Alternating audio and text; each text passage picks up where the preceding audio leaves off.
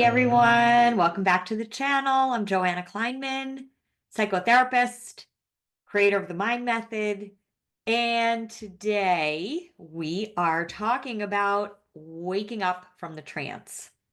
And that is really the trance of who we were told to be and remembering instead who we actually are, because real transformation is really about unlearning our false self. It's the false self that has been shaped by fear and expectation, basically by survival. So today's video is about returning to the original you before the world told you who to become. Now, I lived that trance for a really long time. So I tried to do better to earn my worth.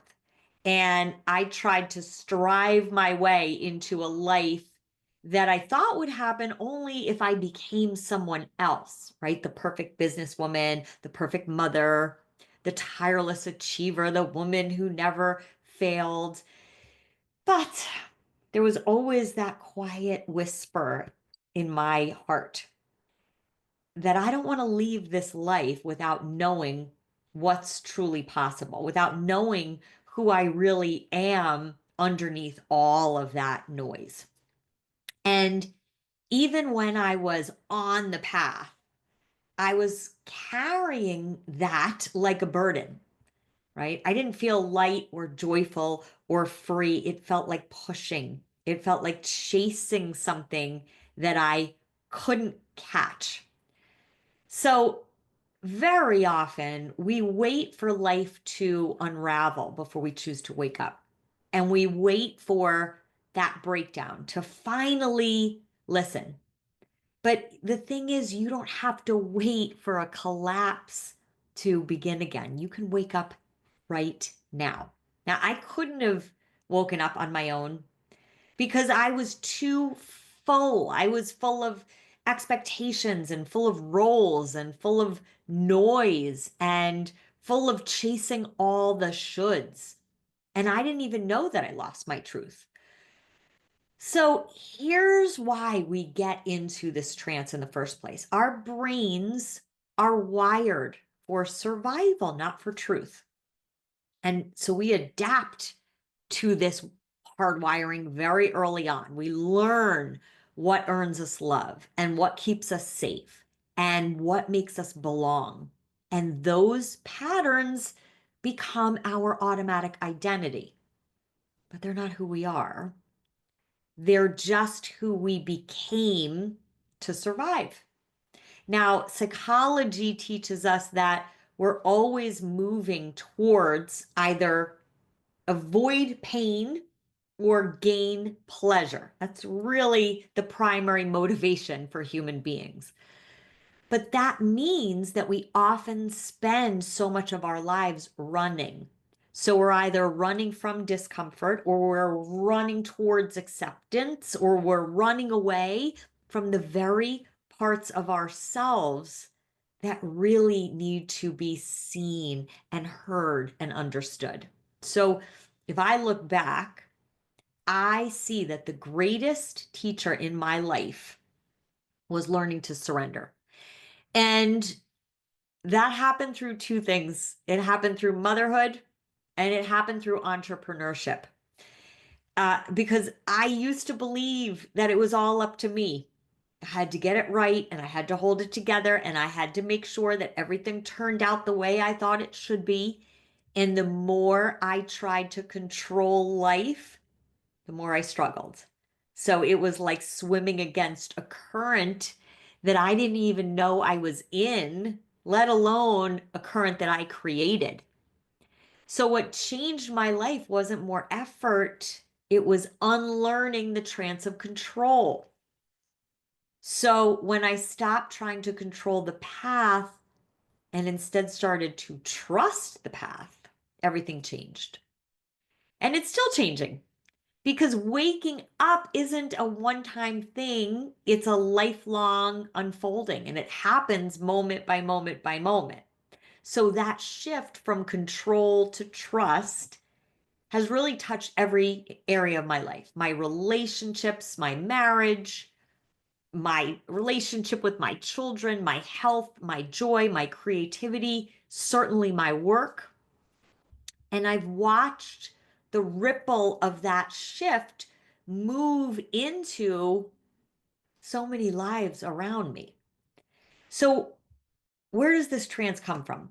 Well, the truth is, we're born into this world first with no trance, with full open hearts, fully present minds, and slowly we absorb the fear, the conditioning, and the rules of the world that is around us all the time. That's the trance. We become who we think we have to be safe and accepted and successful. And what's interesting is if you look at the collective trance, it's pretty much very similar for all of us. And so we stay in the trance because it feels familiar.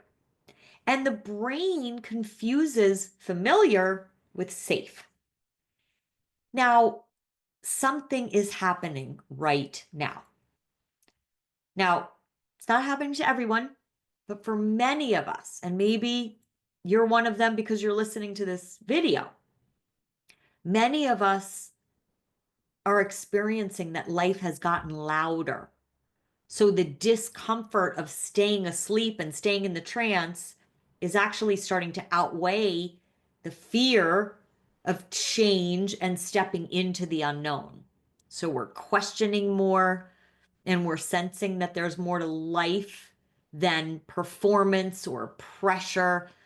And we're also being supported by something bigger. It's really a global awakening. I think a lot of us are waking up and starting to see through the veil, and we're remembering. Really, what we're remembering is ancient wisdom, right? This has been talked about for thousands of years. So modern science is finally confirming what sages have known for centuries. We're learning to witness our thoughts and beliefs instead of becoming them. And we're learning to feel our emotions without drowning in them or getting lost in them. And we're learning to create space between what is an automatic reaction and what is a response. Now, of course, in this journey of awakening, we're still going to fall back in. We're human, right? So falling back might look like believing every fear that your inner critic throws at you. It might look like letting your emotions hijack your inner truth. It might look like sliding into old habits that feel safe because they're familiar, but they keep you stuck in the same emotional patterns and the same results. So you might still be looking outside of yourself for approval. And the biggest way you might be falling back into the trance is avoiding stillness. Okay. But here's the thing, finding that stillness is really where your truth lives.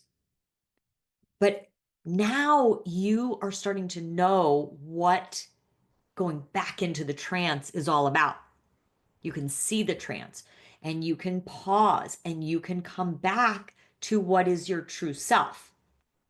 So when I created the mind method back in 2017, it was not just about creating a method. It was really about liberation. It was about helping people remember their wholeness. And the truth is, I had no clear path.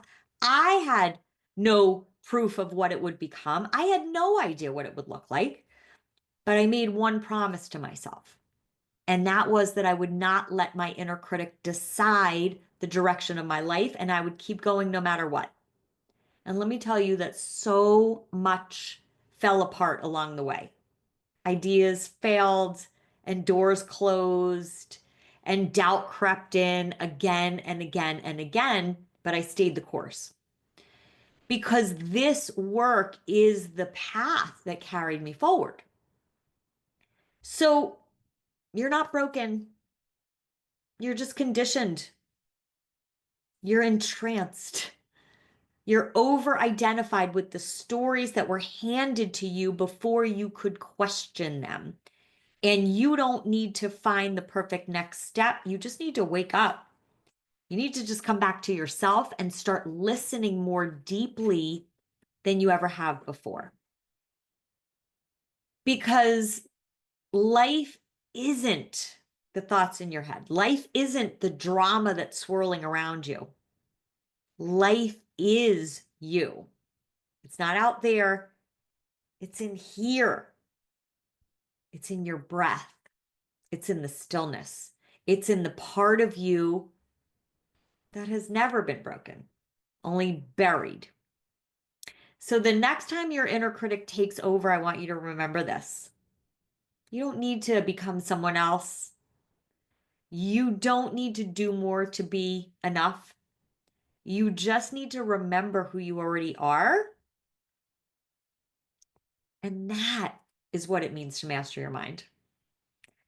Thanks for watching today, and be sure to subscribe for more content just like this. See you next time.